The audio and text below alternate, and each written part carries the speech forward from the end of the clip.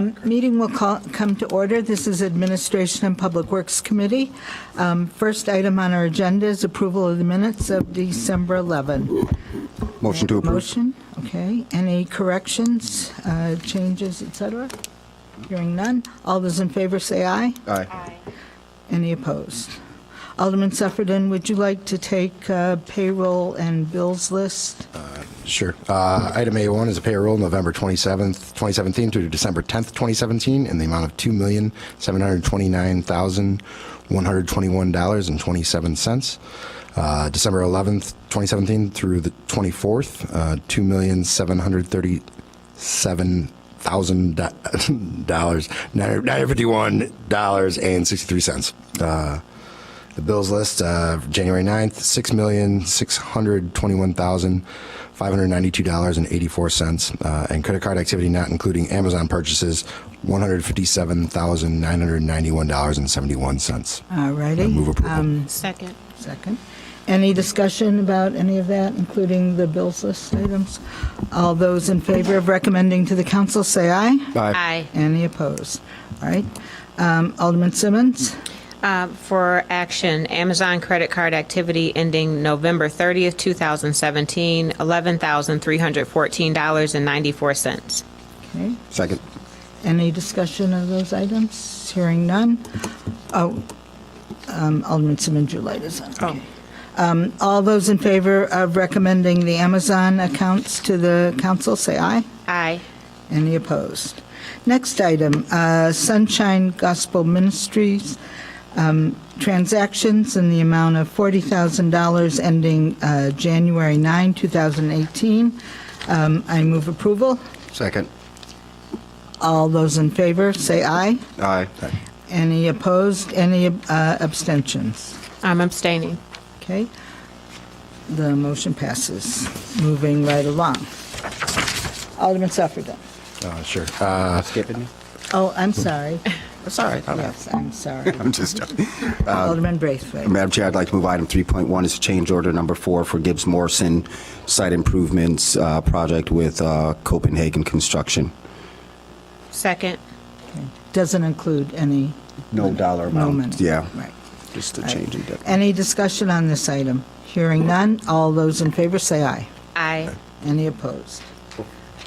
Give me a I second. just have a quick question. Oh, okay. Did you Go straighten ahead. out the issue with the LEP? No. Should I talk about it? Or? Might want to, if you have a question, do now. Not a question, but I have some concerns that with the current contractor not complying with our LEP policy.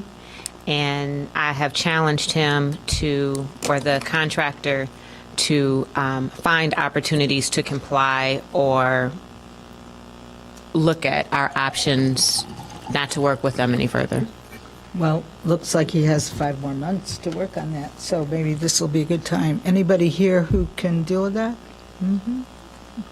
So it was up for discussion in MWEBE when I found out that there was one employee that was terminated or left. I'm not sure the circumstances, but it's my opinion with a $2.1 million contract that there is certainly an opportunity for a local minority or a woman to be employed on that job. And if he can't figure out a way, we can help him figure out a way, or I would like to look at what other options we have, but I'm uncomfortable moving forward with that. Mr. City Manager?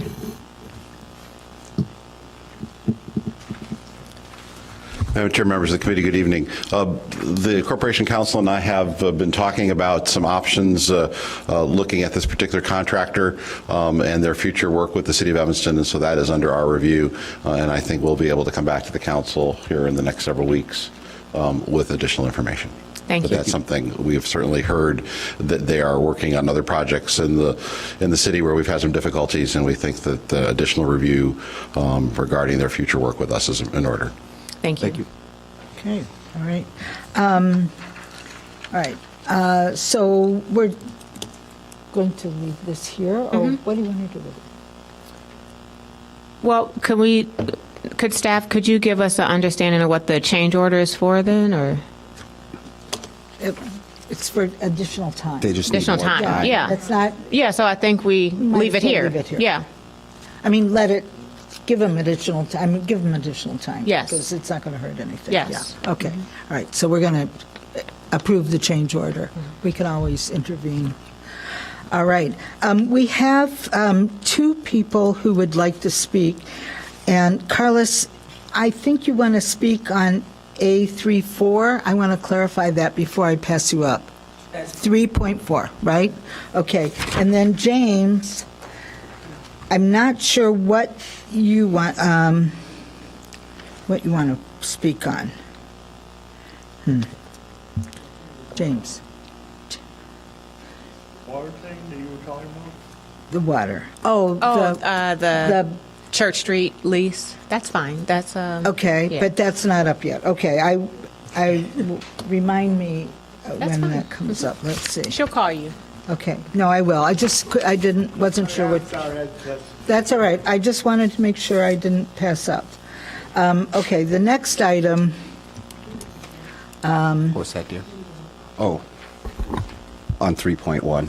okay, so I'm going to take a vote on that just to make sure that we voted on that. All those in favor of the extension for Copenhagen, say aye. Aye. 3.1, all right.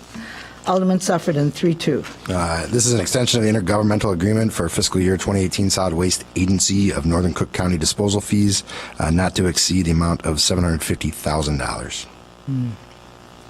I move approval. Second. All right, any discussion? All right, hearing none. All those in favor say aye. Aye. Any opposed? Alderman Simmons. Staff recommends that the city manager be authorized to execute an agreement with E-Town Tennis. The contract is for 3 years with a mutual option to renew for 2 additional 1-year options. The contract period will run from January 1 through December 31st, 2020. Revenue from program registrations are deposited into our general fund Chandler Recreation Program Fees account as stated, and instruction expenses are paid from that fund. Compensation from the vendor is based on percentages of resident rate revenue collected from program registrations, and this is for action. Is there a second? Second. Yeah. All right. I'd like to speak to this. One question. Okay, Alderman, you want to speak? You want to go first? I just, I got a lot to say, so oh, if you'd you like have- to go first. This is just a quick question, if it's, Okay. and I can't remember if these were the guys that we used last year. Always. Always. And so I know that there's Mr. Walton, who's the other guy? Colette, Mr. Allen. Has he ever, just out of curiosity, has Mr. Walton or Mr. Allen ever put forth a proposal? No, sir. Okay. Okay, is that the answer? That's it? Okay. That's my question. So this, I know nothing about tennis. I know nothing about running a tennis program, but I've learned a lot about it lately. I've learned a lot about how not to do it lately.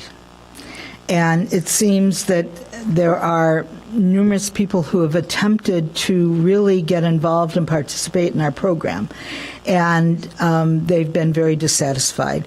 And we've not had any, when we put this out to bid, we've not had any other bidders, it seems.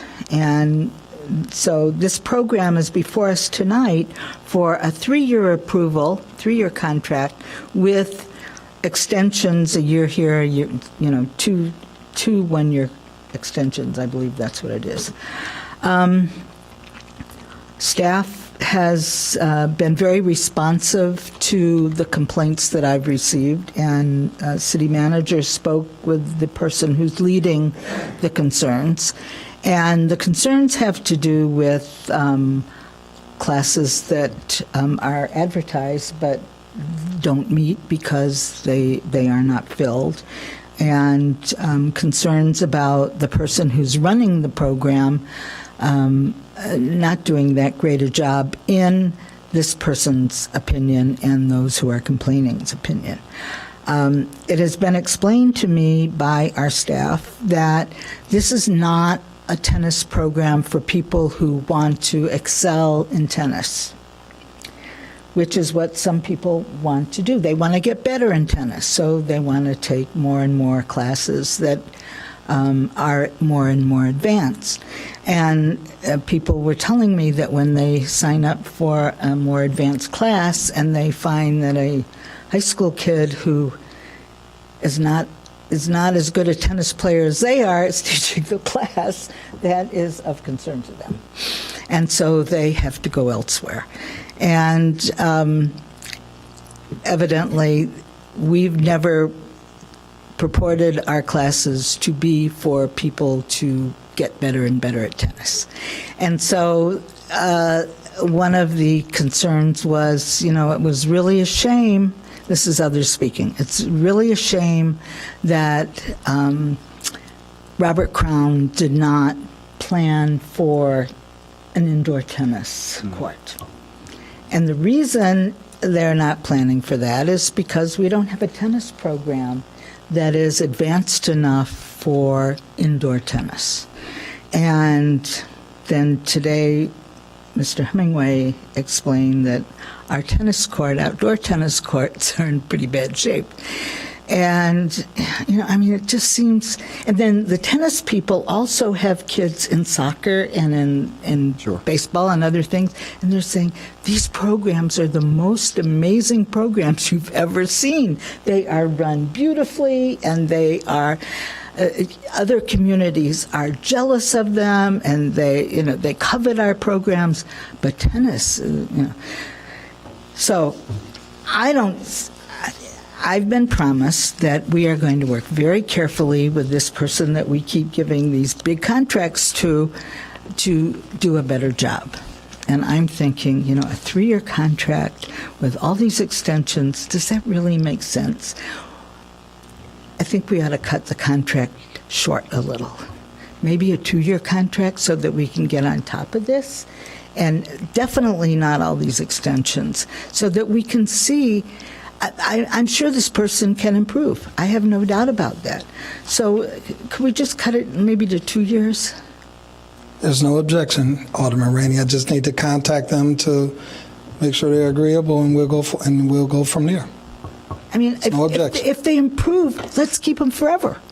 You know what I'm saying? I mean, the one protection from the city is we can always terminate the contract I read that, whenever but we needed to. but that's you want to do that if they're stealing money or something. You don't want to do that if they're just lazy.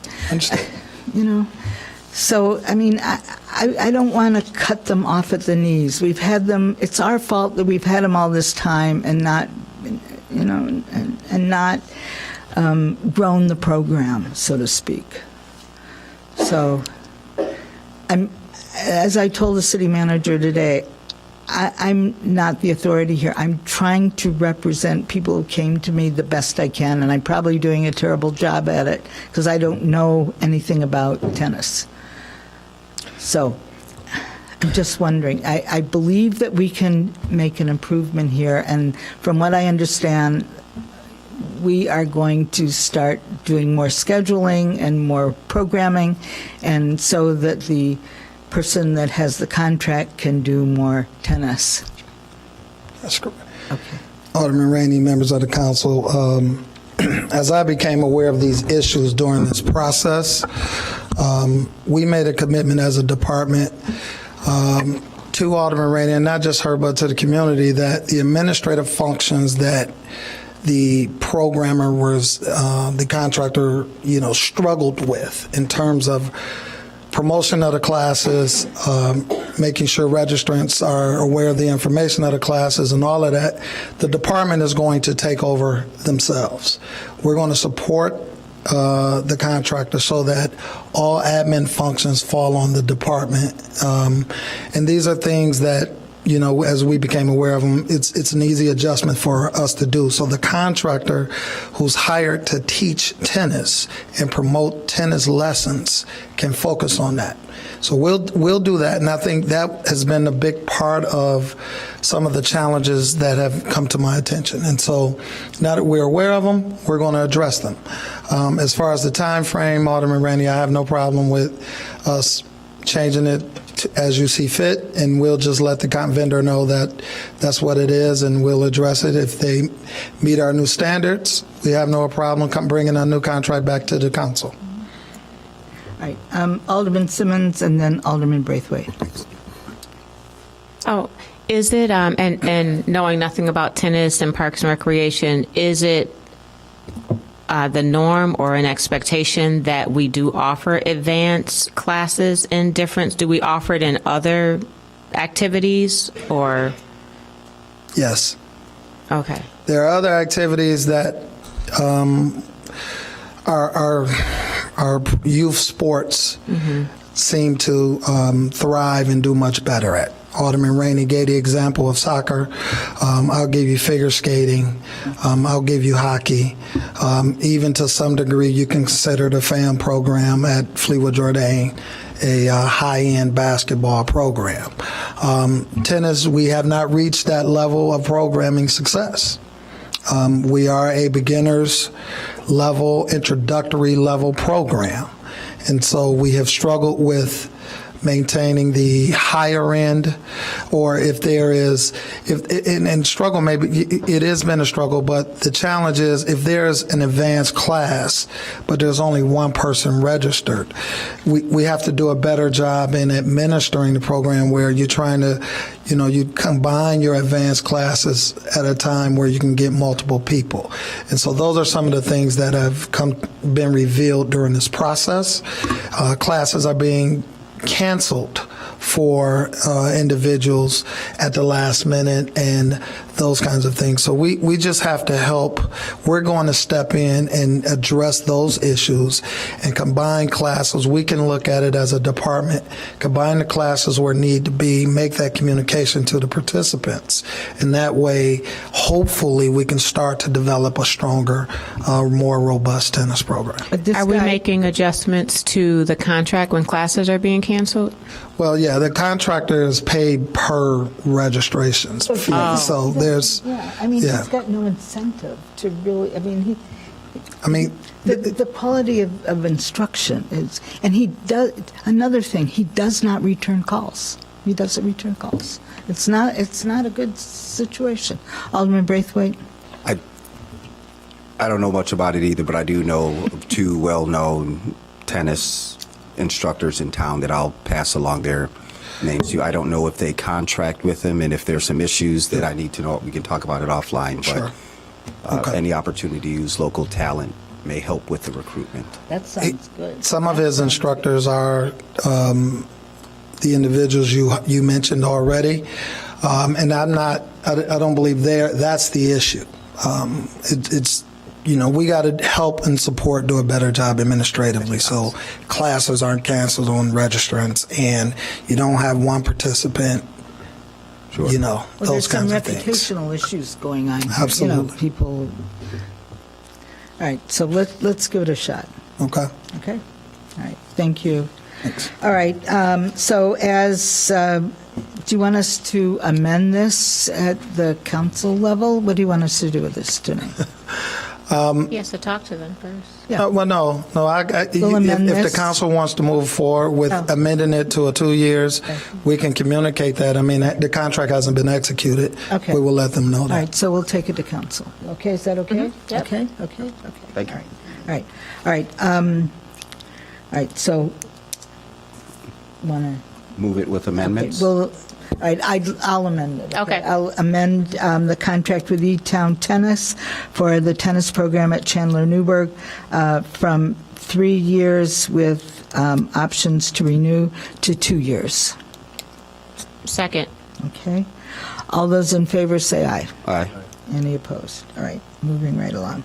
Authorization to renew a line of credit for Howard Ridge and West Evanston tax increment finance districts This is 3.4. I move approval. Second. All right, we have a speaker who would like to comment on this. Mr. Sutton?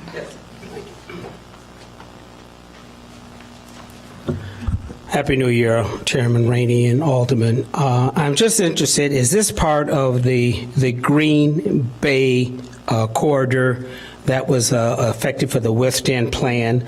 And basically, how will these funds be utilized? What is the area affected, and how will the funds be utilized? Those are my two questions. Thank you. So we need somebody from, can you answer? Okay, Ashley, sir. So this is a renewal for the line of credit. Previously, there was a line of credit that the city had entered into with First Bank and Trust for West Evanston TIF and the Howard Ridge TIF, and that was just one letter of credit. So what staff is requesting here is to kind of separate those and create a second letter of credit for the projects for Howard Ridge TIF, and then keep that remaining letter of credit and just designate that for West Evanston. So the projects for the Howard Ridge TIF that are listed are essentially the Howard Street Theater, about $1.5 million, and then $2 million for the 100 to 130 West Chicago development. And I see Paul Zamazek here if you have any questions about those individual projects. And then continuing with the current letter of credit that we have that was approved in 2017, the main project for West Evanston TIF was on Church and Darrow to purchase some rehab properties there. Is there any additional information I can provide?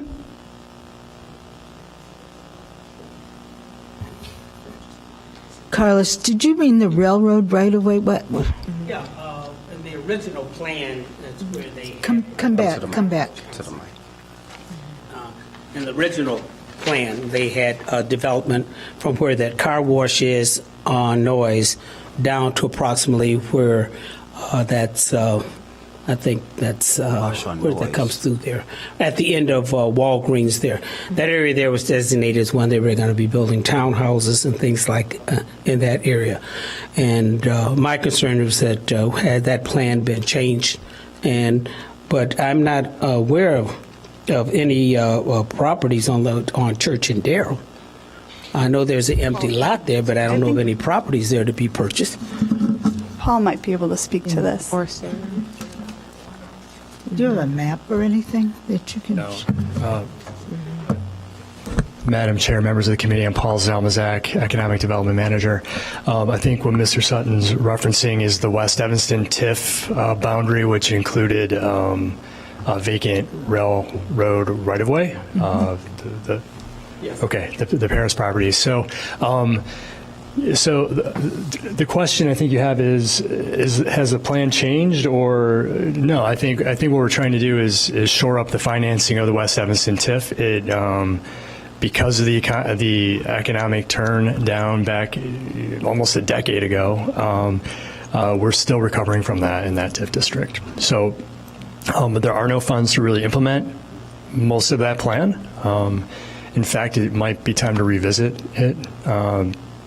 Try to bring it up to modern 2018 standards. But the point of this is just to kind of shore up the letter of credit. So you don't have any plans for spending, it's just There's- money in the bank in case we need to draw Right, and down we're at some not point. exactly, and we're not going to do that because there's hardly any increment available to touch that. So There if we need it. Okay, okay. all right. Thank you. All right, so this is before us. All right. Any other questions, committee questions? Not seeing any. All right, all those in favor of recommending this item to the council, say aye. Aye. Aye. Any opposed? No. Okay. All right. Next item is Alderman Simmons, A4. A4, for action, staff recommends that City Council adopt Resolution 1R18, adopting a City of Evanston sexual harassment policy that conforms to Illinois Public Act 100-0554, which mandates that all Illinois governmental units adopt by January 15, 2018, legislation that sets forth a policy prohibiting sexual harassment with numerous requirements for action. Is there a second? Yeah, I'll second.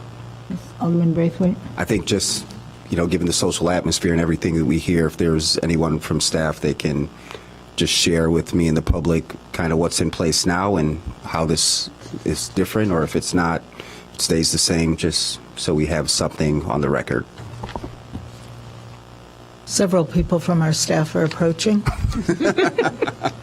Rock, paper, scissors. Good evening, Madam Chair, members of the committee. Erica Storley, Deputy City Manager. The City of Evanston's always had a pretty strong policy against sexual harassment in the workplace on file, and employees are expected to abide by it.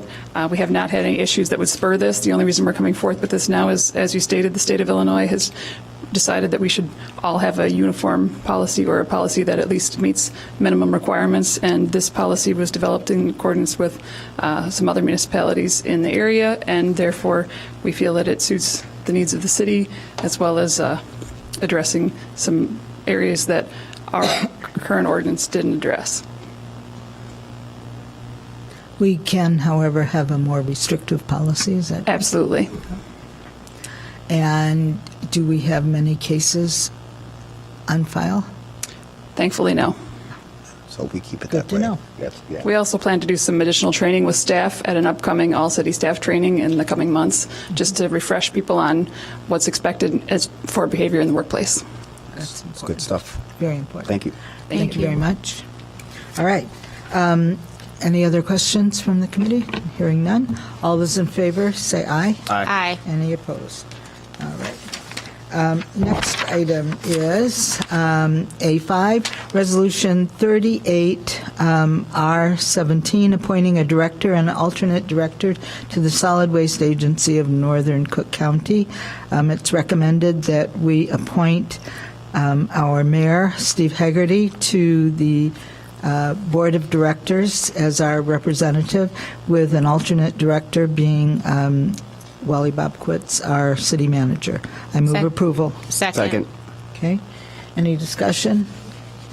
All those in favor say aye. Aye. All those opposed. Next item is A6, Alderman Braithwaite. Thank you, Madam Chair. I'd like to move item A6. This is for introduction.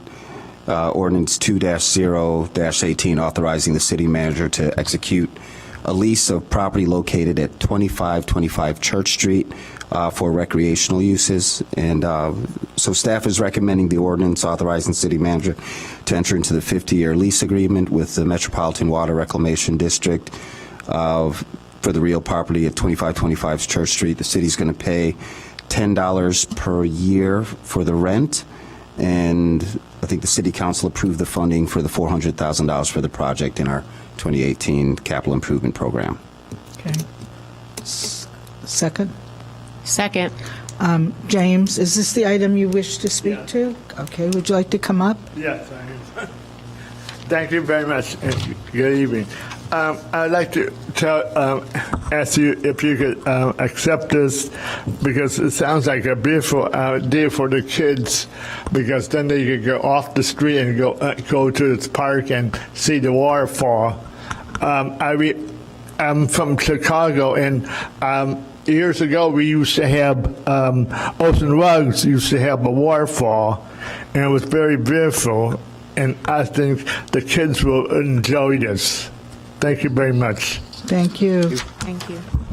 Alderman Simmons? Can we can we make this for action? Sure. If Nobody objects. Oh, okay. So staff worked very hard with MWRD to get an appropriate agreement, very long-term, for us to extend public recreation use at this park. And I'm hopeful that we can work long-term towards building something really exciting there, like super exciting. And we approved in our budget the money to work towards the demolition and possibly some site improvements that are needed for the property. So I'm hoping that we don't have any objections and we can move forward for action on this. So I'll amend it to, Madam Chair, item 2-0-18, authorizing city manager to execute the lease for property located at 2525 Church Street for recreational uses. I'd like to move it for introduction and action. Second. Any other comments? Hearing none, all those in favor say aye. Aye. Any opposed? Okay. Alderman Suffredin. Item A7, we're amending the city code, section 101116B, designating some truck and bike routes, various streets throughout the city for introduction. Second. Okay. Any discussion? Hearing none. All those in favor say aye. Aye. Any opposed? All right. Alderman Simmons. Staff recommends City Council adoption of Ordinance 1018, amending City Code Section 442, amendments requiring fire protection systems testing records on an annual basis. It's for introduction. Any discussion? Hearing none. All those in favor say aye. Aye. I'm sorry, do we have a second on that one? Second. Second. Second. Second. All those in favor say aye. Aye. Any opposed? Hearing none. All right, next, I believe we go to our items for discussion. Okay.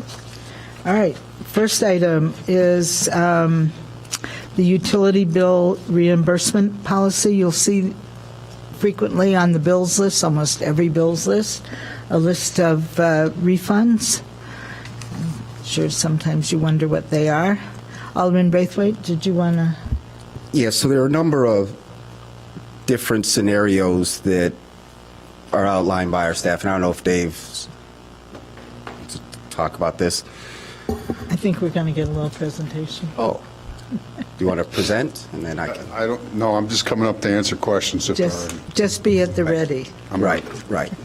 So the one, I always ask the question whenever you see something like, what's the one problem you're trying to solve? So in this situation, the discovery came from when we talked about, strategies for how residents can save money on their water bill. And one of the things that residents are allowed to do are go from using a regular can to a recycling bin, which the recycling bins are free. So it was during that time that a charge was discovered where someone was overcharged for the actual garbage cans. And so when I looked into it, our city policy only allows us, or it's a discretionary thing, so it isn't an ordinance, it isn't a law, it's just a discretionary thing where the staff only goes back 1 year. Whereas in this particular scenario, it was, I think, maybe 5 years of overpayment. And so when I brought it to the city manager's attention,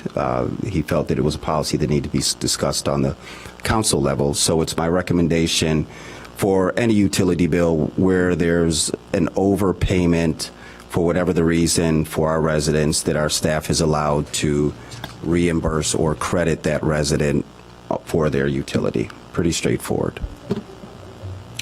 And what you mean by that is if it's 1 year, 2 year, 3 year, whatever it is. Right. Because our current policy is we only reimburse for 1 year. That is correct, Alderman Rainey. Just clarifying that. Just for clarity, thank you. Yeah. David, do you have any objection? I mean, why do we only do 1 year? If we know somebody's been overpaying for 2 years, why don't we refund for 2 years? Good evening, Madam Chair and members. Dave Stoneback, Public Works Agency Director. Part of the reason that we do that is for liability reasons. I mean, if somebody can document that they've been overpaying for 10 years, it could be a substantial reimbursement that the city would have to make that may not necessarily be within our budgetary purposes. Similarly, if we find out that we haven't been charging anybody, we only go back a year as well. So there are situations where somebody has a cart and we're unaware that they have the additional cart or have a cart at all, and we only go back 1 year to charge them for that as well. So if you pass a policy, which is your right, I just would ask you to consider both ends of that as well. Well, maybe we could put a limit on it. You could put a limit on it, and as Alderman Braithwaite indicated, currently the city staff has put a limit of 12 months on it, and that can be adjusted at your decision. I mean, 10 years, I mean, that's, Maybe a 10-year.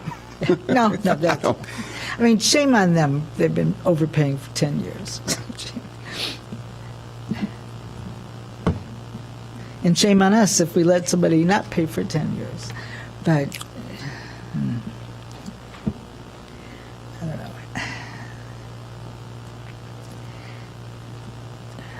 And So I guess what I'm recommending that council directs our staff to do, that in matters of overpayment, to resolve the issue by reimbursement.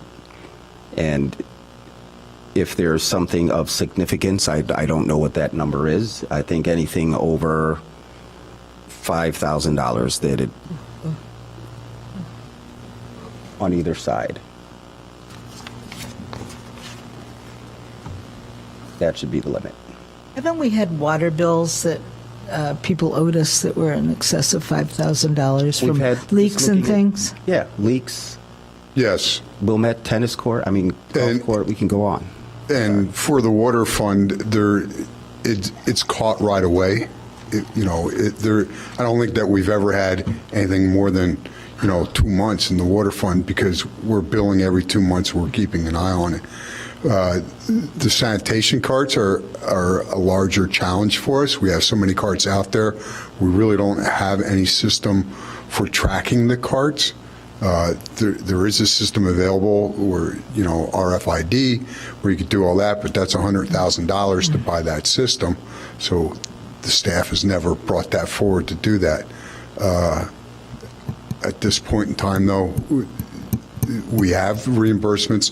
I can tell you within the past 3 years, our total amount of reimbursements, the 1 year it was a total of $436. More recently, we're more around the $4,000 total, but that includes only reimbursing for up to a 12-month period. Mm-hmm. Mm-hmm. And that was for charging, though, for services we didn't render. That is correct. As the memo indicates, there's 3 main causes, at least from 2017. 10 of them were that they were being charged for a cart that they didn't have. I'm not sure, if anybody would ever really be able to identify how long they haven't had that cart. But Dave, we were collecting that money from them, and we simply returned it to them, right? For up to a year, yes. I don't know a whole lot about this. I don't know if you overpay your electric bill, do you get your full refund? Or, The electric we've company always says you looked at never it. overpay your electric bill. There's no such. We've always looked at, we believe it's the property owner's responsibility if they get a bill to review the bill and notify of an error. That's how we look at it as staff. But again, we take the direction from the city council. My direction is pretty simple. If it happens to a resident, if they overpay through whatever error, that they're reimbursed on the account. It's pretty straightforward. Okay, what about the opposite, if they owe? If they owe and we miss, I don't think, I'd be interesting to hear what that situation looks like. How many times does that happen? Can you give us any feedback on? I don't have statistics on that. I only looked at the refunds coming up to here. I only recently confirmed that if we find somebody that we haven't billed, that we only bill them back a year as well. That's been our policy. I don't know the statistics on how many of those have occurred. I can get you more information. So let's divide this in half. Let's deal with what we do know, which is the overpayment, which is pretty straightforward, Dave. And then when you have something less anecdotal and more concrete where we did not properly bill, if you have one or two examples, let's look at those and then make a decision on the policy. So let's have them come back with the policy, written out formally, okay? Perfect. Okay? Thank you. Thank you. All righty. Right, next is the Evanston Rental Program to address affordable housing needs. I'd like to speak to that. Please. This is not going to be easy in such a confined time. I think we really need a whole 2 hours to sit down and talk about this. But it's really, this is really the guts of affordable housing. It is my opinion, and that's where this program comes from, that the only way to solve the affordable housing problem is with money, cash. And we can take money from every developer that comes to town. We can make every developer that comes to town put affordable units in their building. And what we'll have is people with little children being put into high-rise buildings, which I think is just the worst idea in the world, having them live downtown, dragging their kids to school on a bus, whatever. Or we can subsidize people, as the federal government has done for years, and they've gotten worse at it because they're not providing enough money now to pay going rents in market rate housing, which helps everybody. It helps the person who has a job who cannot pay market rate rents. It helps the private landlord who has maintained their properties, fill them with responsible families who need housing but they can't afford it. And it just makes for a more perfect world. And so that's really how I see affordable housing being resolved in the city of Evanston. And with a program, the inclusionary housing program, requiring developers to have a formula based on the number of units they're building, a percentage, an amount, and when we're going to talk about that with our with our inclusionary housing committee, some formula that they have to kick into a fund for affordable housing. Money out of that pot will go to finance this program. Now, we do have the Housing Authority of Cook County, which provides for vouchers. Those vouchers only provide for a subsidy for a certain price unit. You can't just go out on the market and rent a market rate unit. They have limits.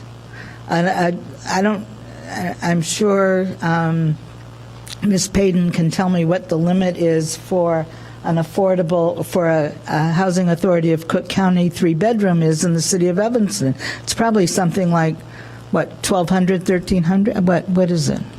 Now, if you're dealing with the Housing Authority, the 3-bedroom is, and depends on which zip code you are. I'm talking 60202 or 201. 202 and 201 have different zip codes. Okay. So, Well, just give me a ballpark. okay, so in 60202, a three-bedroom is about 14 or 1,500, but you have to minus the utilities. So if the tenant has to pay gas or lights or whatever, you have to minus. So I don't rent any to 60202 anymore because it's too low. Okay, so let's assume they're going to have to do that. So let's say it's going to end up being, what, 1,200? Yes. Right, okay, 1,200, all right. Well, I looked for an apartment, a three-bedroom apartment in 60202, because I'm an alderman in 60202, and I had to find one in the 8th Ward. There was no such thing. It's a three-bedroom apartment. And, I mean, they're not 4,000 like some of these reports are showing, but there's no such thing. So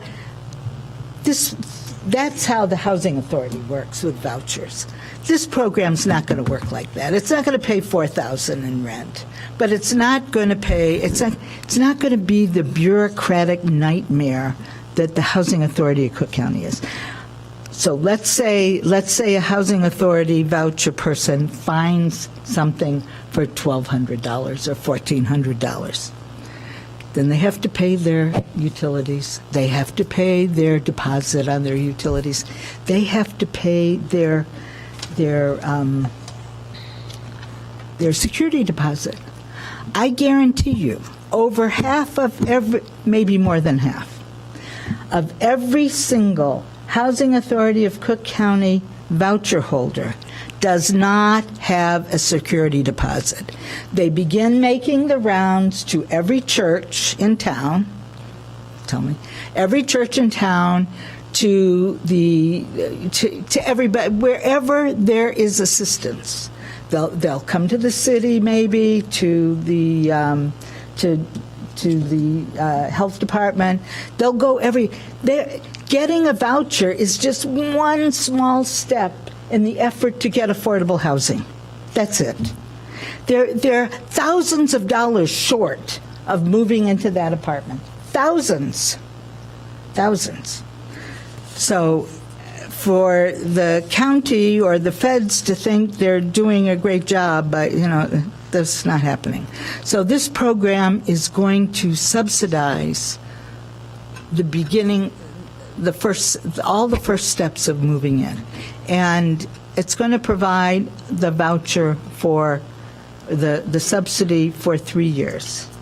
And it's going to provide more than the voucher, more than the subsidy, more than the move-in. It's going to provide for stability, and it's going to relieve the stress. There's more to having affordable housing, a voucher, than just having it. There's always stress. There's how am I going to make the next rent payment? How am I going to buy clothes? How am I going to buy a broom to clean up the place when I first move in?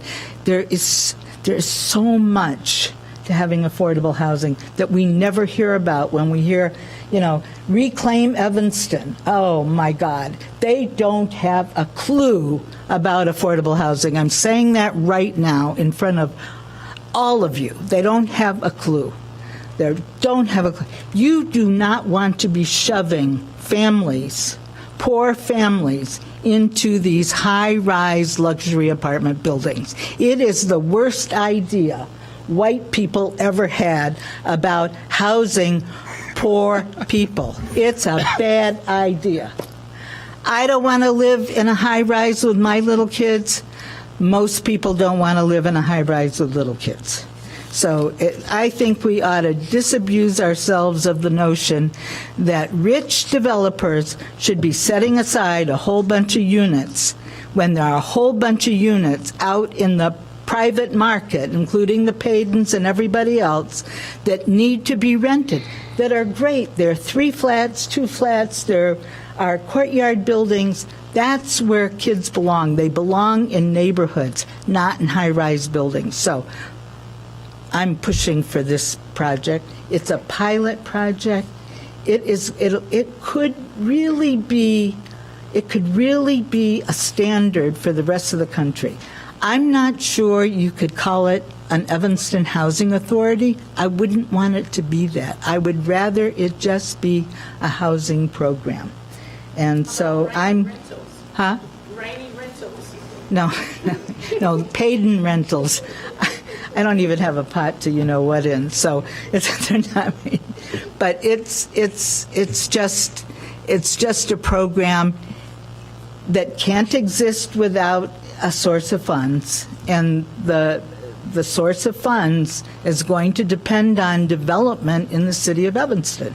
And we have to depend on developers building tall buildings. That's where the source of funds is going to come from.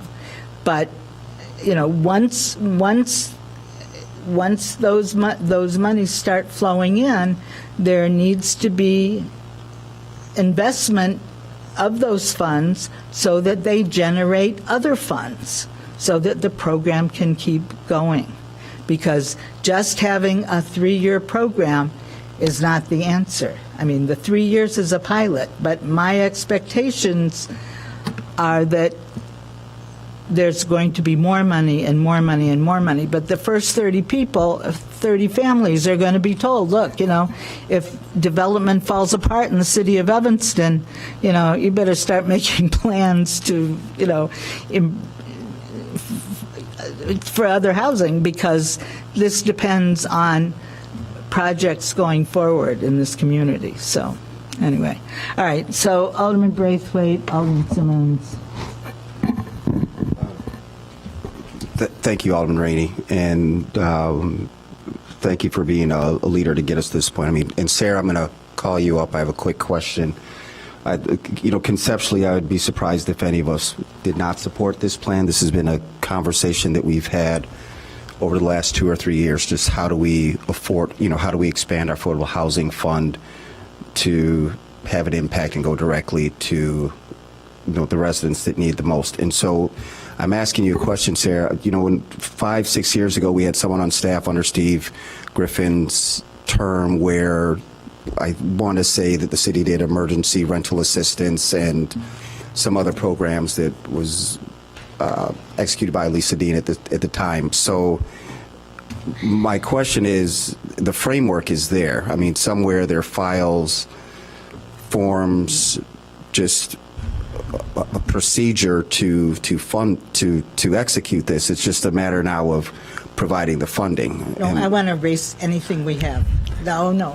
My program has nothing to do with anything. I'm sorry, Peter. No. Well, so the nuance is, yes, we can work that out. But the point that I want to make to our staff is we've done this before. This isn't brand new. We've provided rental assistance in the past. That's my question. It's a curious question. I don't. Alderman Braithwaite, we haven't really done an ongoing rental support program like what Alderman Rainey is talking about. Okay. We've done limited, more like what is being done in our Health and Human Services Department right now with emergency assistance. So we would have to put together a system to maintain what Alderman Rainey is talking about. And I think there's very strong support in general for voucher programs to address certain needs of certain people. And that Alderman Rainey's point is we need to find the ongoing source of support for that and other things. One of the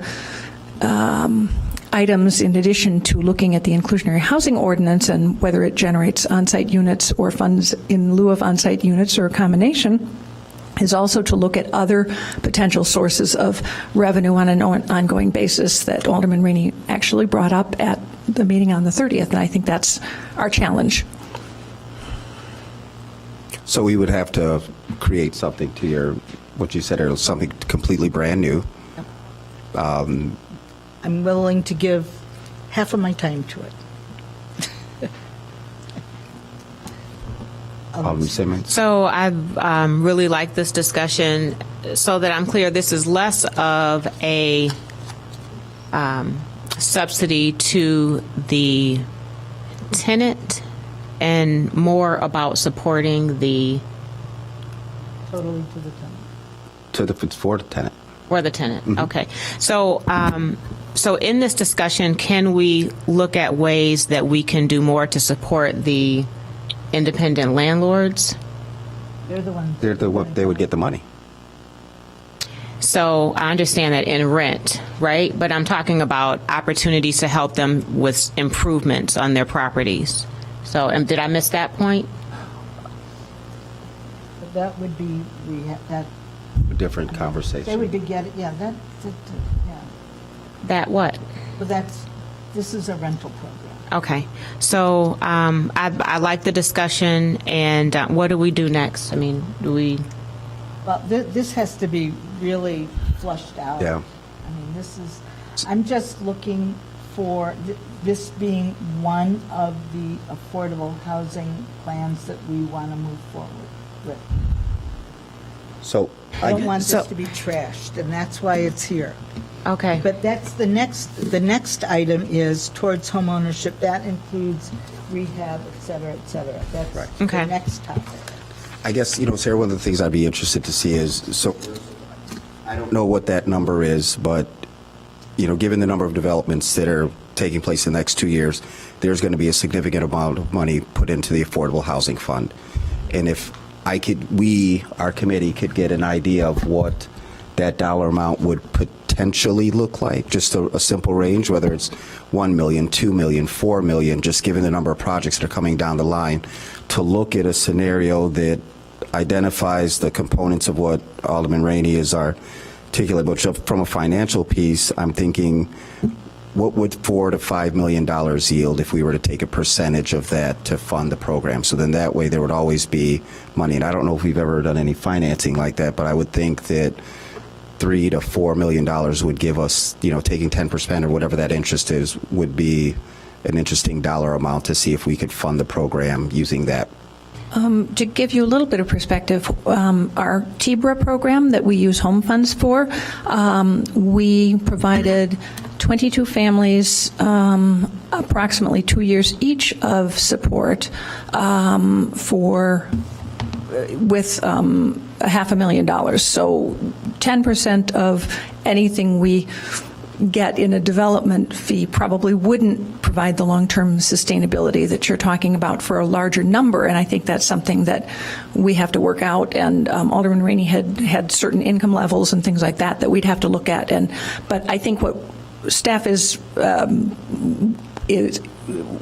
we are ready to obviously do anything to work with Alderman Rainey or anyone to develop an appropriate program if this is, but maybe a bit premature until we get more of the sources in place. Does that make sense? I think it's worth, for me, it's worth spending the time and working on developing the program without having the money. Sure. To have it ready to framework. go. Yeah. To have it ready to go. And the program that I developed, including well over $100 and some odd $1,000 for staff work, was $1.2 million for a 3-year program for 30 families, all inclusive of everything, with rents ranging from, from $1,200 to, well over $2,000 a month, $2,400 a month over a 3-year period. I mean, it's really quite a vast array of money, with 30% of the income up to way under 80%. Very few people under 80%. So I'll re-ask Alderman Simmons' question. What do we need? What do you need from our committee to move forward? This is just for discussion, but to say it's worth working on. Isn't that what we're looking for? And if there's anything specific that you would like staff to start working on right now, we are happy to know that. I'll be willing to start working on it right now. Okay. Yeah, I'm ready to go. Well then, and I think one of the things that Peter's saying is that I think is important, although I'm not sure that it's. We could project out that if the 4 projects that are in the pipeline, where they, and this is going to have a lot to do with the inclusionary housing recommendations, if they were to all, just do, for example, I think I know this sounds scatterbrained because I'm just skipping, but I think there is a reason for developers to put some affordable housing in their buildings. For example, for seniors who desperately need elevator buildings. They can't walk up these 3-story walk-ups anymore. And so the smaller units are great for people who are perfectly capable of living on their own, who need to be in a space that is accessible. So there is some reason for affordable housing in the bigger buildings. But, to say, well, we got to have 2 and 3 large units in these buildings so we can stuff families in them, not so much. But so, having said that, divide those monies up and see what we think we could project from some of those projects. That would be an interesting exercise. Yes. Maybe not totally in futility. Right. Well, I think that the financial aspect, we'll be working on that in the IHO subcommittee. Right, and again, also looking at other things other than just new development that may generate revenue for affordable housing, whether it's vouchers or any other part of that program. Well, So- I was thinking about this today. I was thinking of this guy who came when we were discussing the Airbnb, and he was saying that he lives in Reno or Tahoe or someplace, and he has this 3-unit building, and he has to have Airbnb because the students are being made to live on campus now, and nobody will rent his units. And I'm thinking, right, families would rent your units. It would be perfect, a 3-flat. I mean, this would be a perfect way families could rent his units. There are people who would love to rent your units. You just need to make a market rate and not charge $5,000 a unit for stuffing 5 tenants. And so, I mean, it's very possible that everybody's unit can be occupied if people could only afford them. Staff could start looking at just costs and trying to project things out and even figure out, dollar things both from that and also just your plan and scale it up or down or whatever you want. If you want us to start that at this point, but I think I'm hearing that maybe we get a little farther on the revenue side before we go further. Well, I that's what we're don't asking. see any reason why we can't all be thinking about it. I mean, but I want to make sure that I have support for it because, like this project we've got before us tonight. I mean, that money's going to St. Vincent de Paul or something, So it's important that one size does not fit all. This Absolutely. program does not fit homeless people. Right. This program just does not, you can't have one program that fits everybody. Those programs don't work. For example, Connections for the Homeless programs don't fit everybody. Right. They just don't. And there are various groups of people in this community who need help with housing. Absolutely agree. We have to look at many strategies and this is just just trying to one of figure them. out It's just exactly one of them. if we need immediate action right now is what we're trying to figure Well, out. I think the immediate action I'm looking for is that there is great support on this committee and on the council for Buy-in this for it. program. That's all. Yes. I Buy-in say. for it. That makes sense. That's We fine. don't have to implement it tomorrow because we don't have the money. That's No that's problem. What I'm looking for. Yes. Please. Another thing is, I think you're right. We have to look at not necessarily allocating funds to specific new programs when we are getting funds in. That doesn't necessarily serve the overall goals. But I think the next one, APW3, is just as important because it deals with another segment of the population. Yep. So let's move to that one. No argument. Alderman Simmons, this looks like right up your alley. So it is right up my alley and a concern and a priority, but it doesn't speak to the direction I was trying to go on this last agenda item. So absolutely, we need to support home ownership, expand home ownership, find ways to keep moderate income families in the community, and I'm hoping that we come up with some strategies and designate funding from our affordable housing for that.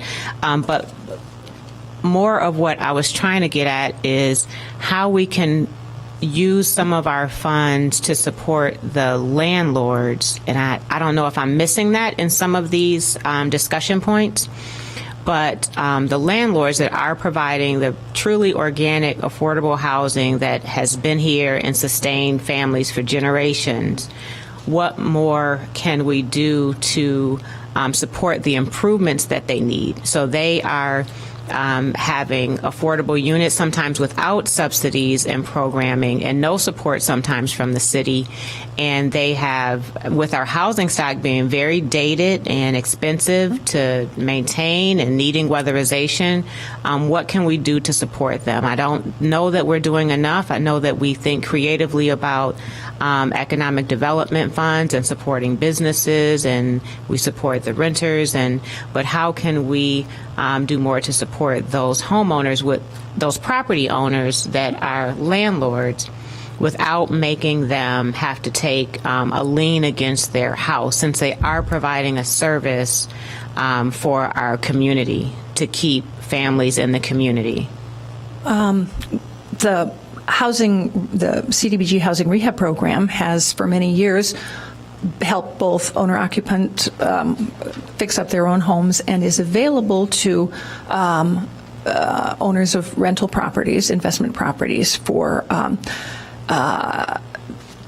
improving their properties. That has always been done as a loan, although many of them are done as as deferred loans. In other words, they don't necessarily get paid back until the property is sold, because the buildings don't provide cash flow that allows them to pay debt service, and that's the reason it's set up that way. Mm-hmm. Could that be expanded using other funds as they are available?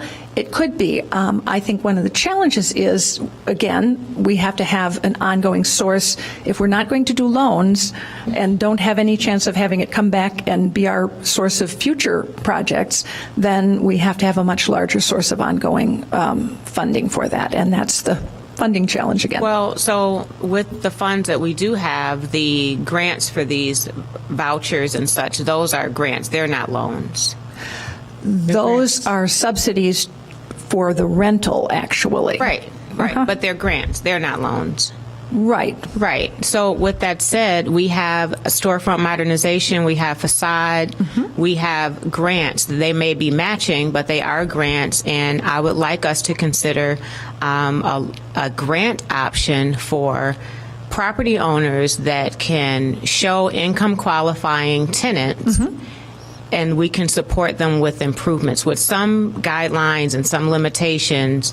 But we have students that are living in terrible conditions. We have residents that are tenants that are living in bad conditions. And if those property owners fit within a guideline, they income qualify, the tenant income qualifies, I'm sure there's some way we can figure out a way that it's fair and it's not just going to like a slumlord, but a responsible property owner that wants to provide quality housing for our residents, but themselves are not able to afford the improvements. It's happening all over our ward for sure, where we have families, property owners that can't afford the improvements that they would like to be able to extend to their tenants. And I don't know that we've ever had a program that supports that person other than the CDBG loan that you're talking about. Mm-hmm. Mm-hmm. And I want to make sure that that's a discussion point as well, and we consider what our options are to support those landlords. There's absolutely no reason why we can't take the money from the inclusionary housing money that we get from developers mm-hmm. to say a certain percentage of those dollars go to our own rehab program mm-hmm. for low affordable rentals. There's absolutely no reason we can make up all the rules we want. Absolutely. And that's exactly what we should put that on the list of things to do. And that actually And is on that's our, why was it's on our so list. important that we think about when we go. I mean, I've just racked my brain about this. This inclusionary housing subcommittee is going to be so important because these are the things that nobody has thought of that we have to start thinking about. How do we? So if I could What's support the- how do we what make you're action? saying. No, so that's the action, what we're going to do. right, that's what. we're going to come out of that committee with a whole new ordinance. So if I could follow up on what Alderman Simmons, because I completely understand what she's saying, I'll use Ms. Payton as an example, someone who's come time and time again. So if we were to create a pilot program, right, dollar amount, $125,000 out of our affordable housing funds, there's enough there. And then we would specifically target homes that are in our CBDG target area. So obviously we're not going to spend it in North Evanston or down on the lakefront. No. I'm actually giving our staff clear direction. Just let's look at a pilot program. I want to be careful on that targeted area so that we could expand. Not everything that needs help is in CDBG. So again, that's just we're starting. I mean, we can expand it to wherever, but I think if you're talking about affordable housing, if you're talking about families who need to make repairs, who consciously are deciding to keep their rents affordable, that's a good place to start. And then if it works, then we can expand it. And so what I hear Alderman Simmons saying, and I have the same concerns in my ward, Sarah, what would it look like to do a targeted area within the CBDG areas around town where landlords, just as Alderman Simmons said, who demonstrate that they offer affordable rents could apply for a grant to make improvements to their home where they would have to pull permits, it would have to be, licensed contract and all those things, and we target life safety issues. So you're not building a back deck, but if you need a roof repaired, if you need a kitchen or bathroom updated, that there are dollars that they can pull from, which would improve their properties and ultimately help improve, I guess it would recycle back at some percentage to our property taxes. But the point is, can we do that? And what would it take to move forward to create a pilot program like that is my straightforward question to you. Well, the council can allocate funds from the Affordable Housing Fund for whatever purpose that you desire. I think one of the challenges is to figure out why do some people get grants and why would some people be expected to take on loans, and that's one of the challenges the difference, we've had. Just looking at the difference between CBDG loans, a majority of these, at least the families that I'm aware of, they're seniors trying to take care of life safety issues. I mean, I think if you listen to some of these conversations, we're looking for homeowners or, landlords who I would say with a minimum of a 2-flat who provide affordable rents by your criteria would be able to, we don't need to do it now, but I would ask Ms. Payton, what would $5,000 do to one of her properties?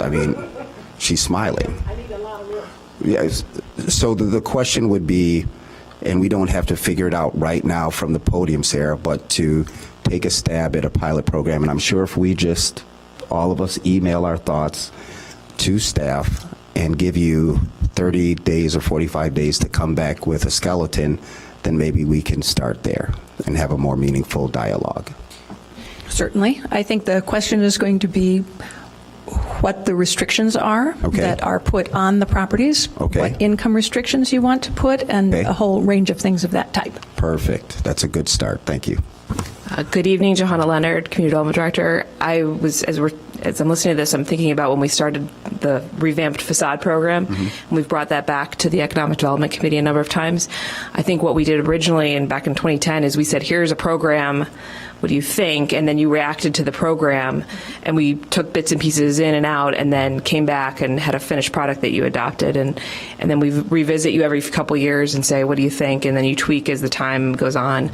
So we could look at maybe what some of the differences between what a loan could get you and what a grant similar to the facade program could get you. So if we were to refer this to a committee, where would we have the dialogue, or where would we review the details of the program?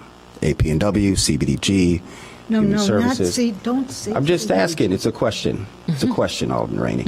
I think probably right here. Sure, we can return, or we're going to come back in a few weeks to talk for the larger council discussion about affordable housing.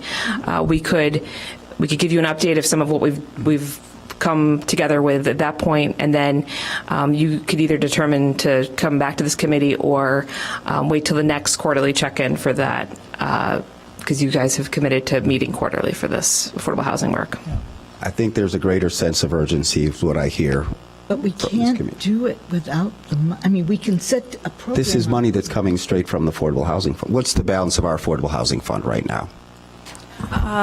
It is in the neighborhood of the cash balance, about $700,000, maybe $750,000. Keep in mind that $200,000 of that was from the 1571 Maple development. That's the first of two payments, and there was a resolution with that ordinance that allocated that for purchase of units in the downtown districts to be maintained as affordable housing, which I believe we might want to reconsider and see if we want to return that with lack of restrictions to be able to accomplish some of the other goals of the council. So is 831 passed? Is that going to contribute? I'm It's a going question. to object to this discussion. This is not a good idea to be hashing this out right now. I don't think we're hashing it out, but I think I want to make sure that we give our staff clear direction. Well, on something I think that's very that we're not important giving them clear direction because I don't think we have all had time to think this through right now. Well, I mean, the concept is, here's the concept, that we definitely want to do affordable rental rehab outside of the CDB jumble of restrictions. We want to do it on our own through affordable housing money. That's what we want to do. So staff knows that. And so we're asking staff to come back to us. How can we do this without all these restrictions and bureaucratic forms and,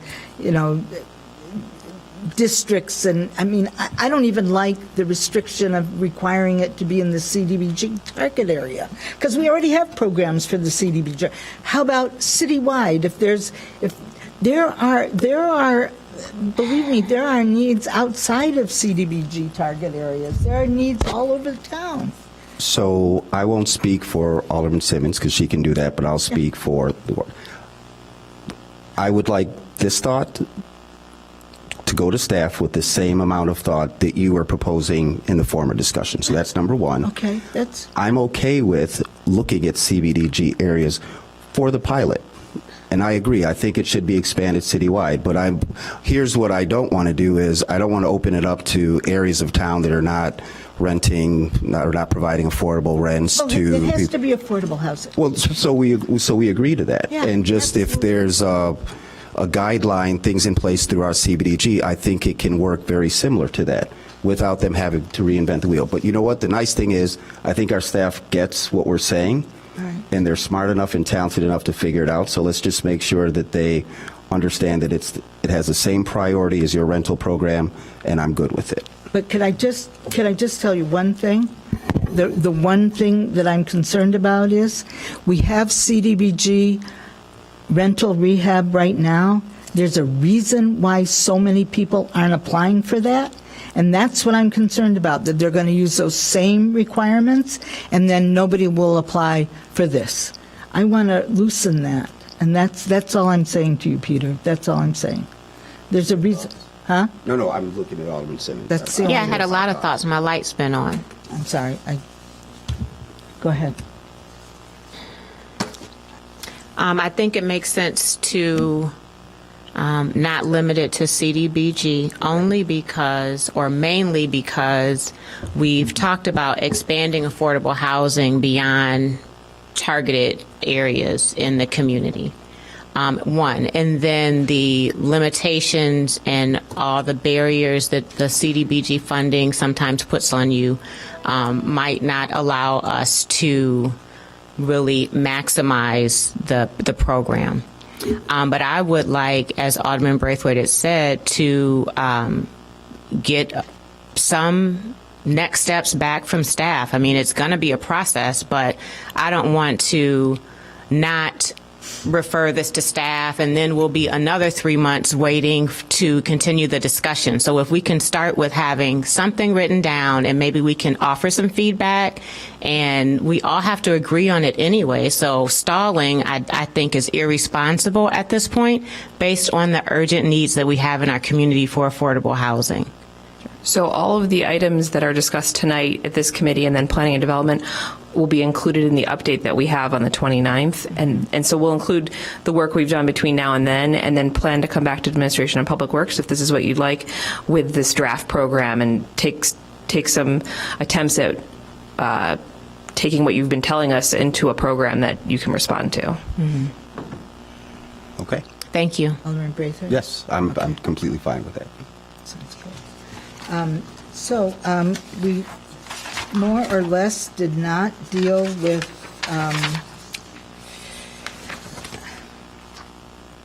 AMPW3 to any great extent. Do you want to deal with that, or do you want to just hold it over?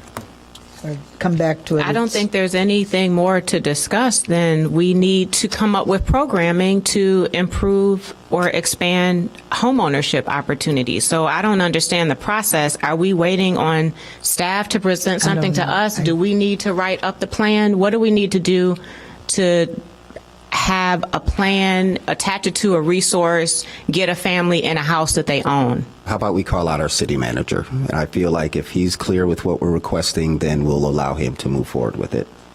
We don't have to keep. It just seemed like there were stumbling blocks to every single program that they presented. So how do we overcome the stumbling blocks? Wally, I don't know. Call him out. Or Please come Sarah, join us. on these home ownership issues. I mean, looks like if you have a bunch of money, you can own a home. I think that, again, with home ownership, there are many, many things that can be done, but we have to develop who we're trying to help and in what ways. I mean, down payment assistance programs can be broader, larger help than the existing ones. Both IDA and the ones that are largely funded through the Federal Home Loan Bank are usually, well, IDA goes up to $7,500 in down payment and closing cost assistance. I think that part of the issue is what income levels do we want to target with this? One of the problems and one of the reasons that we ceased having our home down payment assistance program, which actually would give people down payment grants, forgivable loans of up to $25,000, was that funding is restricted to households with incomes at or below 80% of the area median, who generally weren't qualifying for mortgages, and we just couldn't make the program work. So this would, we would need to look at what income levels might be feasible and what types of help would be needed to get them into housing. I think one of the other things, we have raised some ideas on how to look at developing housing that may be more affordable than some of the housing that's out there right now. We'd proposed looking at a special use to try to develop housing on lots using, for example, the NSP purchased lot at 2122 Darrow. It's a double lot. We've worked with the developer to try to figure out how they could get more units that could be ownership, and frankly, what we wound up with was townhomes. We already have townhomes, and if we're trying to get single-family homes that feel different, perhaps having a special use where a developer could come and say, hey, this is my plan for this particular parcel, and it would be reviewed and looked at individually. It could maybe be small lot homes, or there are a lot of different types of housing that are being developed, or different ways of laying it out that we don't currently allow in our zoning that could be a way of getting smaller, more affordable housing that'll be greater density than is currently allowed in some of those areas.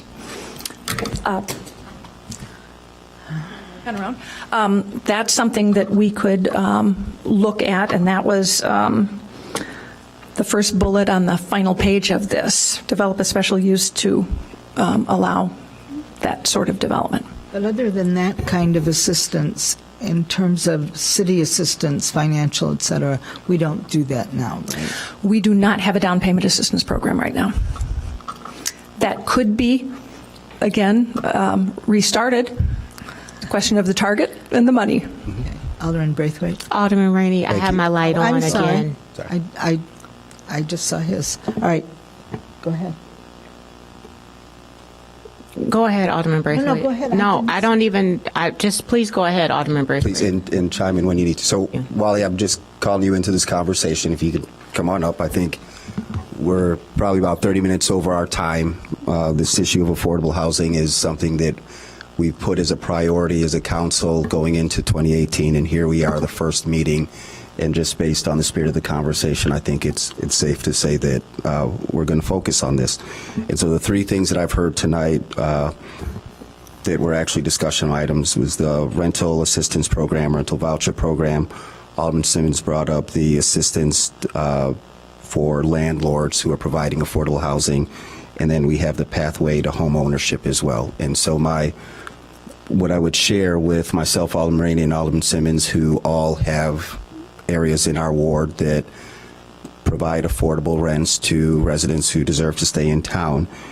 Over the next month, we meet with you, every other week. Some of us, I'm sure, talk to you on a more frequent basis. Can you please work with us individually to capture our thoughts that then can be translated to staff to give us something that we can move on? I think it's clear to us all that Bill Smith wrote about it. We have 6 developments that are coming in town, and we're all getting hammered for it. Each and every one of us. And at the tagline for every single email that I read, residents are asking about affordable housing. And so it's clear that we need to figure this out quickly. And now that it's a priority, it's the beginning of the year. Are you ready to jump in now? Yes. All right, go right ahead. So I think that we've identified all the problems that we have. And with our wealth gap here in Evanston, the average income and the formulas where it's, a percentage of the median income, it doesn't work based on the average house price. So can we look at ways to buy down the cost of the house, or definitely take next steps in finding more affordable development options, the multiple accessory dwellings, or I'm just concerned that we continue to have meetings, and I'm new here, so I don't know exactly the process, but when are we going to be in action? When are we going to have new policy, identified funding, clear guidelines, and getting folks the housing that they need? Because we have money that's coming. We have 831, that was $2.4 million. We have all these other developers that want to come and likely are going to want to pay a fee in lieu because the cost of construction is too much. And so the money's coming. So can we get something in place? And is that something that we had on our agenda for action on the 29th of this month? Alderman Rainey, members of the committee, I think as the community development staff has said tonight, what we're trying to do is get feedback from you on priorities. There's a limited amount of money. I mean, yes, there's money coming in, but we would not want to recommend to you programs that will only last a fixed period of time. We want to try to do things that are as sustainable as possible. The council's made it very clear this is a priority. That's why we're here tonight. We'll be happy, Chair Rainey, to come back in 2 weeks and have an additional discussion. I think the idea was that the January 29th meeting was an opportunity to say, okay, where are we at? What can we take next steps on? So I would think actions would begin on January 29th. I think the past practice of this council is to have a good debate, to let council members contribute, let members of the public contribute, and I think the council has to decide at what point do you want to get public input on what you're proposing. So we're happy, Chair Rainey, to come back in 2 weeks' time as discussion with updates on the discussions this evening. We'll then have a week prior then to the 29th meeting, and you can direct us to put whatever actions on for the 29th that you think is appropriate. Thank you, City Manager. One thing I want to say to Alderman Braithwaite and to Alderman Simmons is, yes, the word that you hear at the opening is always, we want affordable housing, but the next thing you hear is no to every development. So we have a dilemma. We have a dilemma. So you can't have one, you can't have the first without the other. So with that, shall we adjourn? Yes. Alderman Simmons, I'm sorry, I turned your light off because I thought it was from before. I'm sorry. Okay, thank you. Okay. Most, you gonna move to adjourn? Adjourn? You can move it, yeah. Move adjournment? I don't know. Second.